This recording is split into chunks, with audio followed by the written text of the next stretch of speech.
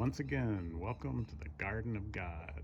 Bienvenido al Jardín de Dios de Nuevo.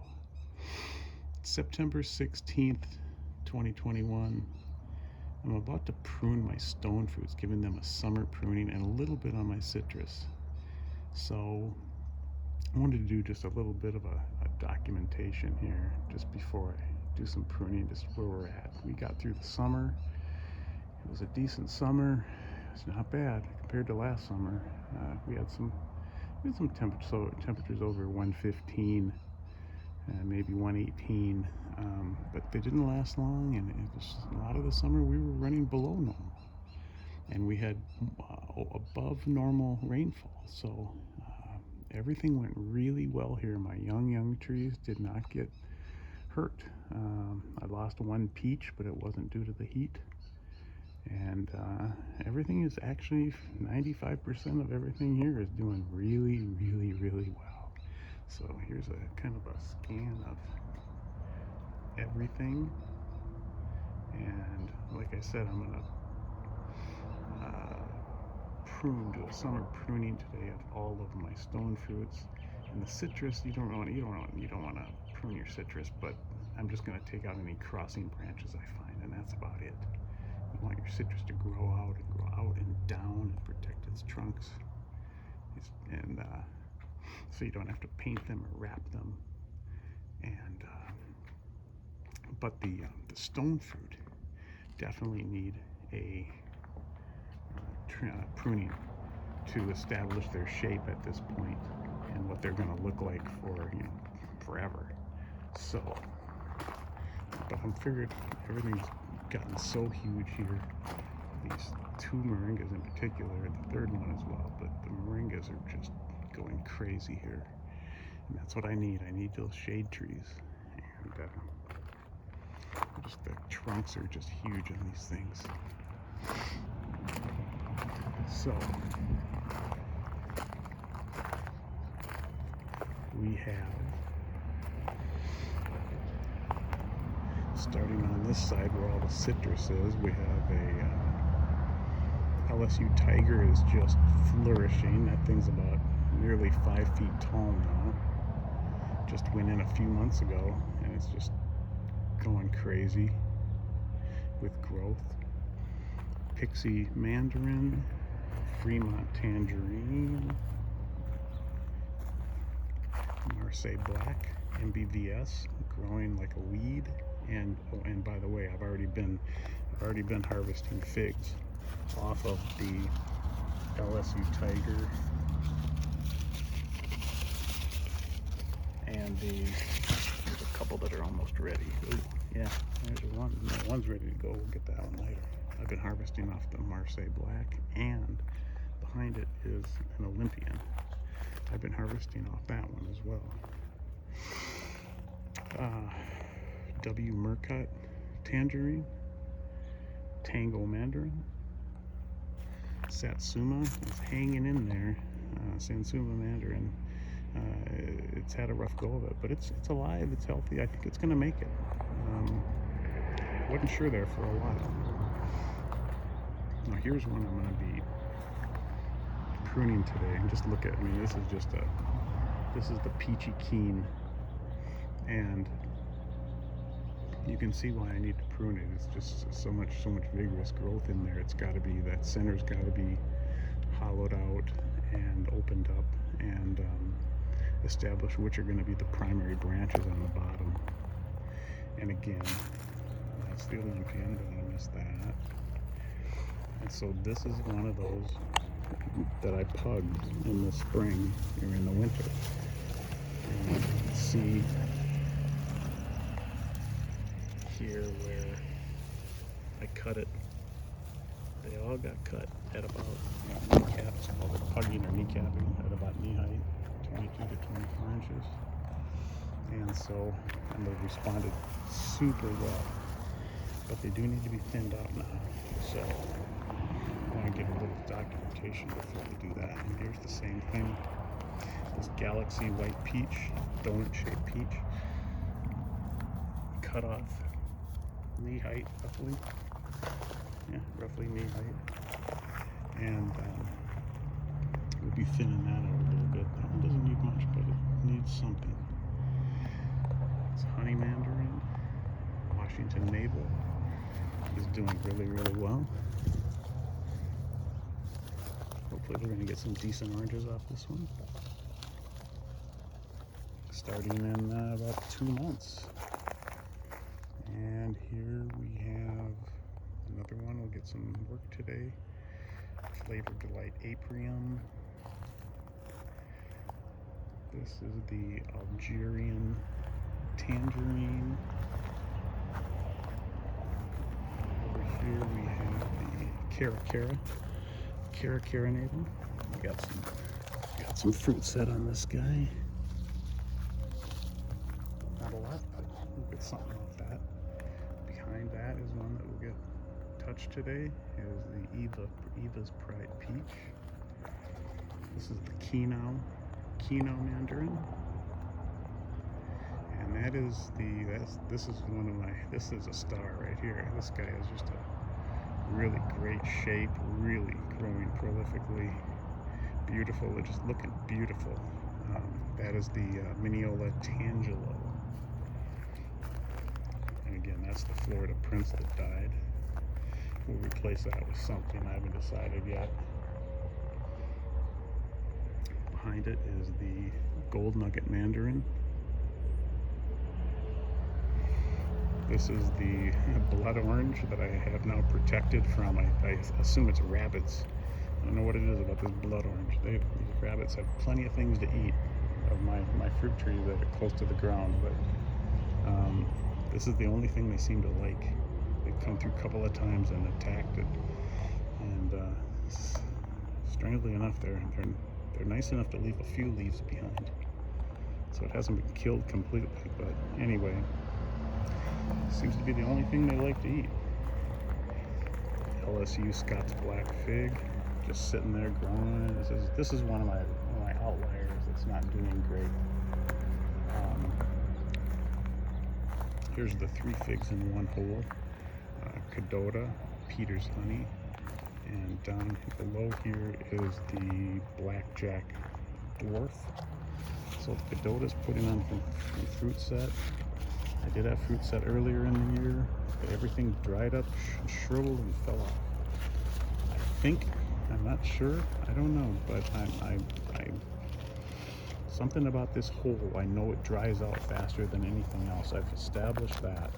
So I think it's come down to a watering issue, very specific to this spot right here. So I'm loading this up on the watering, and it seems to be, looks like I'm gonna get fruit off this guy. So, and the Blackjack Dwarf has some pretty good figs in it. They'll be coming in sometime soon. It's looking good. And here is my Pakistani mulberry, which is doing pretty darn well here. I'm very happy with that. It's the largest tree I have. It's the only one that's been in the ground for 3 years. But it is doing well. Expecting to get a lot of fruit off that this April. So that covers that section. This is my stone fruit section. And again, these are the ones that everything in this section is going to get trimmed today, with the exception of a moringa and a mulberry. Everything else is stone fruit. That's the spicy nectarplum. Right in front here is a Katy apricot. Right next to it is a gold-kissed apricot. I may not touch that one. That one went in the ground not too long ago, and it was pretty small. And I'm going to move it this winter over to a different spot. So that's probably the only one I won't, stone fruit I won't touch. Back behind it is a May Pride Peach. Back here is my second Flavor Delight Aprium, looking really, really good. And right here is I have to back up. This guy has grown so much. This is the Flavor Delight Aprium. This was also kneecapped. This must have gone, this went in the ground as a bare root. It must have been in January, so 8 months of growth, and it's about 7. It's about 8 feet tall. It's crazy. But it's got the right shape. It's got the open center. It's got the right shape. This doesn't need a lot of work. I need to bring some of these branches back down. They're too much. If it sets fruit, these branches are just gonna, they're not big enough to support a lot of fruit, especially like this one. I mean, but I just probably need to choose which of these branches are going to be my scaffolding branches. Like this one in the middle needs to come out. I'll probably end up 1, 2, 3, 4, 5. And I almost don't need to touch a lot here. I can almost probably go with those 5. That probably answers the question right there. But I need to do that on each one of these, which are going to be the primary scaffolding branches at the bottom, and then bringing back some of this growth down to something a little more realistic. So here we have the Desert Delight nectarine. Quite a bush, it definitely needs to be opened up. Behind it there is a small, doing well but not growing prolifically, tropic gold apricot. This is a Lee-cut aprium, and behind it is a very healthy tropic snow white flesh peach. That guy is very bushy, definitely needs to be opened up a bit. And that's it for the stone fruits. And back here, again, here's my Pakistani mulberry. On this side, dwarf ever-bearing mulberry. This guy's growing like a weed, just turning into a big bush here as expected. This is about an 8-foot, you have 8-foot moringa. If you go back and look at my original video put out in May, I believe it was May, this thing was just like not even 2 feet tall, just a couple little sticks, and I wasn't sure it was even going to survive the planting. Now it's about 8 feet tall, maybe even 9. Again, here we've got a Black Beauty mulberry, also growing out into a massive bush at this point, which is exactly what it should be doing. Behind it is this is my 3rd Pakistani mulberry, and this one here is this is a 2nd Pakistani mulberry, growing like a weed, getting huge. And I mean, this thing was just like, when I put it in the ground this year, it was about 2 feet tall. It's just growing prolifically. Here we have my Italian honey fig, which is doing well. It has been attacked by scale insects and ants, and but it's got fruit. The blue is the tanglefoot, the stuff you put on to keep ants from coming up. And I had to reapply it yesterday when I found there were ants on this guy. And so there are still ants. They're the ones that are left on top. They don't know they're gonna have to commit like Harry Carey or something, because they can't get back down anymore. So they're trying to figure out. So anyway, and this guy, I found a leaf-footed bug on this guy yesterday. That's a bad thing. And so I'm going to be keeping my eyes out for that. Now I also found a praying mantis out here. A very young praying mantis.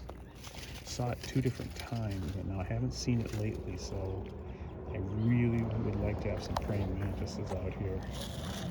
I don't know if they're gonna survive or what, but by the way, I've been harvesting a lot of figs off this black mission this year. I've been getting anywhere from, there's been times when I've been coming out here getting 4, 5, 6 a day. I'm in a lull right now. There's a lot of figs on it, but none of them are ready to harvest yet. But this thing's very productive. These are the best figs I've had so far from the garden. think I've harvested 5 different varieties: Olympian, LSU Tiger, Marseille Black, Black Mission, and Violet de Bordeaux.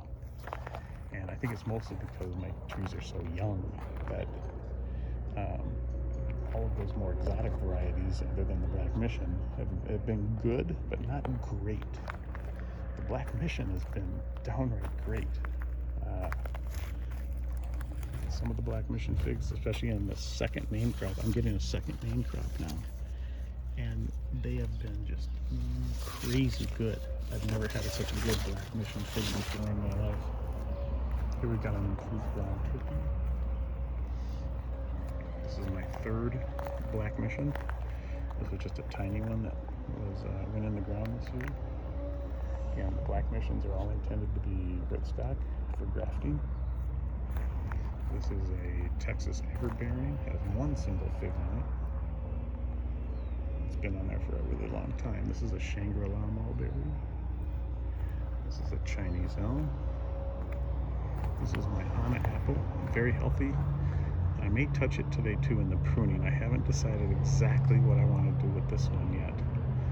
This is a tough decision on this one right here. Behind it is my 2nd Shangri-La mulberry. Behind that is a standard brown turkey fig, and behind that is another moringa that went in the ground. It's about 8, 9 feet now. That was another one that was about 18 inches, no more than 2 feet. Just a little slim little thing, little whip that went in the ground and barely survived. And look at it now. Wow. Over here we have 2 figs in 1 hole. This is the Violet de Bordeaux.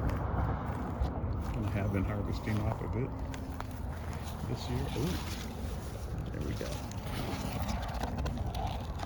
We have one that's almost ready to go. And they're getting bigger too. The ones I've been harvesting have been small. These are doing better. So there's several that are close. Within 2 days of harvesting on that. And that's the Violet de Bordeaux, and this is a little ruby. Little ruby has figs too, but they're not close to harvesting.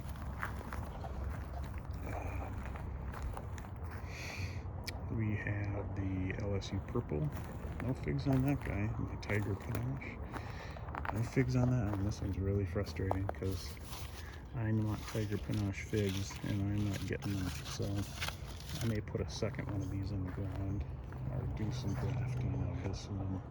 Behind it is a LSU Champagne growing prolifically, yet no figs.